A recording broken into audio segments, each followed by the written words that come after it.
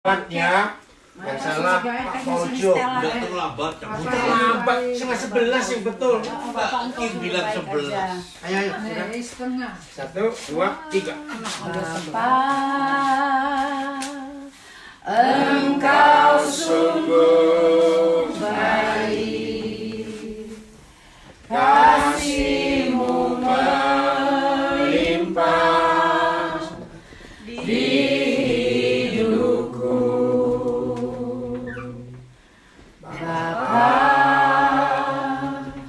ku berterima kasih berkat-Mu hari ini yang Kau sediakan bagiku. Ku naikkan syukurku buat hari yang Kau beri. Tak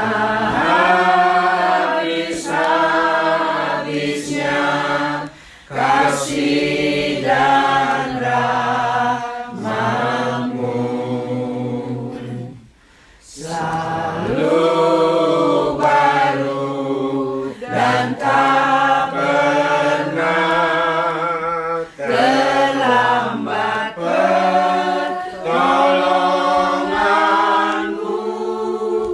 Besar setia-Mu di sepanjang hidupku. Jadi berdoa. Terima kasih Bapa Surgawi. Engkau yang kami sembah, kami tinggikan, kami muliakan. Tiada Allah lain Tuhan yang kami mau tunduk dalam firman-Mu ya Tuhan. Hanya Engkaulah satu-satunya Tuhan yang kami mau puji, membesarkan nama-Mu. Terima kasih untuk anugerah dan kasih-Mu Tuhan. Kau telah kumpulkan kami kembali pada pagi hari di rumah ini Tuhan. Berkati Saskia dan keluarganya Tuhan membuka rumah ini Tuhan, di mana kami akan mendengar firman-Mu. Tuhan, sucikan hati dan pikiran kami Tuhan. Buka hati kami Tuhan, supaya firman yang akan dibawakan Tuhan menjadi berkat Tuhan, supaya menjadi rema dalam kehidupan kami Tuhan. Kami menjalankan apa yang Kau minta dari kami. Berkati Kau dan Tuhan dan kuasa Roh Kudus-Mu. Setiap perkataan Dia katakan Tuhan menjadi berkat bagi kami yang mendengar. Urapi telinga kami Tuhan, urapi hati kami Tuhan. Konsentrasi Tuhan. Meskipun kami mungkin masih lelah Tuhan, tapi kami yakin percaya Roh Kudus Kau akan tolong kami pagi hari ini, supaya apa yang dikatakan oleh Kau dan Tuhan menjadi berkat bagi kami semuanya. Terima kasih Tuhan. Roh Kudus silakan selamat datang pagi hari ini di tengah-tengah kami, dan Engkau yang mengambil acara kami pada hari ini. Mungkin ada yang mereka yang masih dalam perjalanan, pimpin mereka ya Bapa, tibakan di tempat ini dengan selamat, supaya bersama-sama dengan kami Tuhan menikmati firman yang Kau sudah sediakan bagi kami. Di dalam nama Tuhan Yesus kami berdoa dan mengucapkan syukur. Amin. Amin. Udah siap belajar?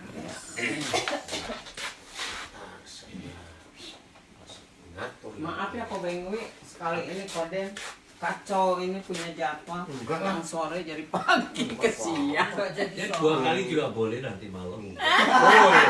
Siap. Siap. Oke. Tapi nanti minggu depan, oh ya sebelum lupa, minggu depan Kamis normal ya sore. Koden lagi. Oke. Ya. Ini khusus hari Ibu. Dia lagi ngirim yang lain. Dia lagi masak. Oh enggak lagi manasin. Oh masak. Baik. Oh, Shalom, selamat siang semua. Shalom. Yang tidak di rumah, ini acara khusus di Hofdorp dekat dengan Schiphol Amsterdam. Seperti sudah tahu, baik. Kita akan baca, ya kita baca ayat yang pertama untuk kita belajar supaya kita makin mengenal isi hati Tuhan. Amin. Yeremia pasal 9 ayat 23. Yeremia pasal 9 ayat 23. Apa sesungguhnya yang Papa di surga paling suka dalam hidup kita untuk kita lakukan? Ya, saya ulangi lagi. Apa yang Papa paling suka dalam hidup kita untuk kita lakukan? Saya percaya semua kita sebagai anak-anak Papa di surga selalu ingin menyenangkan hatinya, betul tidak? Betul toh? Gak mungkin ada di antara kita, aku melakukan apa yang papaku gak suka, gak mungkin. Nah, untuk bisa menyenangkan hatinya, Yeremia 9 ayat 23. Nah, untuk bisa menyenangkan hatinya, cuma ada satu cara. Cari yang dia suka. Nah, betul atau tidak? Betul. Bagaimana kita bisa menyenangkan istri kita, suami kita, menyenangkan orang lain, kalau kita nggak tahu apa yang dia suka? Saya masih ingat waktu masih kecil. Ya. Maaf yang lewat tadi, yang punya rumah itu. Oh ya, sorry. Iya. Nah, saya masih ingat waktu saya masih kecil, papa saya tuh nggak suka lobak.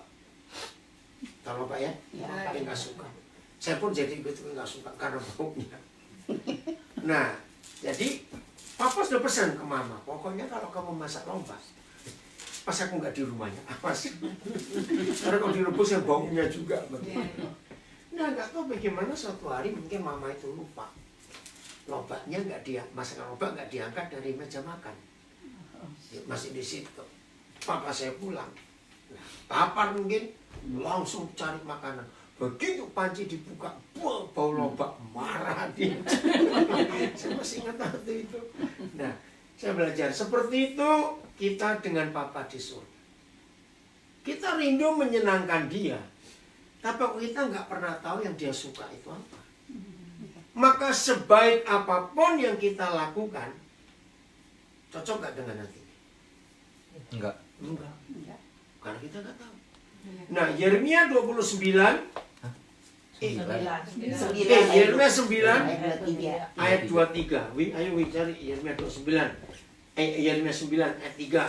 23. 23. Berarti semuanya bangun nih. Yeremia 9 ayat itu Yesaya. Yeremia. Aku bingung sama Yeremia 9 ya. Iya, ayat 23. Iya. Kok enggak keluar ya? Di bawah sekali. Beginilah firman Tuhan. Ya, betul lah ya. Saya baca dulu. Tolong deh, cari ini nih. Tante Teres belum ketemu. Gimana cara ngilanginnya? Maaf ya. Ayo. Di sini saya. Udah, Wi, ulangi. Ya. Ya, 1, 2, 3 dengar ya. Beginilah firman Tuhan. Janganlah orang bijaksana bermegah karena kebijaksanaannya. Ya, perhatikan. Janganlah orang bijaksana. Artinya orang yang merasa pinter, merasa hebat. Wajar ya kalau orang itu hebat, pinter, wah cara berpikirnya. Bahasa Belandanya bisa wise, ya. Bangga itu wajar. Tapi Tuhan nggak mau. Kalau kita menyombongkan diri sendiri. Terus ulangi lagi, Janganlah orang bijaksana bermegah karena kebijaksanaannya. Nah, terus yang kedua, Janganlah orang kuat bermegah karena kekuatannya. ya. Yang ketiga, Janganlah orang kaya bermegah karena kekayaannya. saudara, kalau kita melihat firman ini, boleh aja kok memang orang itu pintar, orang itu wise, orang itu hebat, dia bermegah. Wajar nggak? Wajar. Orang kuat.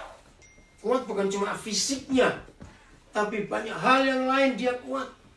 Misalnya orang punya kuasa, pemerintahan semuanya. Wajar.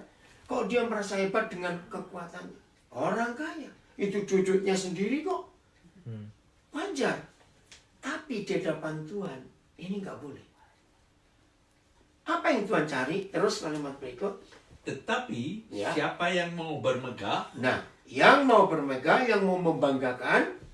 baiklah bermegah karena yang berikut. Nah, kan hal ini yang Papa cari. Bermegah, merasa hebat karena apa? 1. Karena bahwa ia memahami dan mengenal aku. Ya, sebentar. Memahami dan mengenal. Saudara perhatikan, nggak cuma mengenal. Memahami. Saya mulai dengan suami istri. Mulai dengan pertemanan sahabatan. Kalau suami istri itu rajin bertengkar. Ada tuh orang suami istri rajin bertengkar. Bapak tertawa semua. Banyak. Banyak ya. Karena belum memahami pasangannya. Iya. Betul? Karena belum memahami. Kenal, tapi kalau nggak mendalami, nggak bisa. Itu yang sering terjadi masalah dalam pernikahan kita. Dalam persahabatan kita juga begitu. Kenapa masih ada salah paham? Karena tidak memahami. Kalau sudah bisa memahami, ada salah paham tidak? Enggak. Nggak ada. Nah, untuk bisa memahami, itu perlu waktu. Betul? Iya.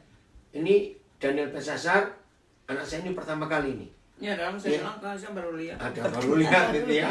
Tapi semua kenal. Wawan, Ellen, apa Tommy tahu semua, oke ya. Nah, terus tanya, sejak kapan saya kenal keluarga Ju? Wah, sejak tahun 88 tinggal sama-sama sampai sekarang. Nah, bayangin kalau selama itu dari 32 tahun itu ya. Ya pasti sudah saling tahu, saling memahami.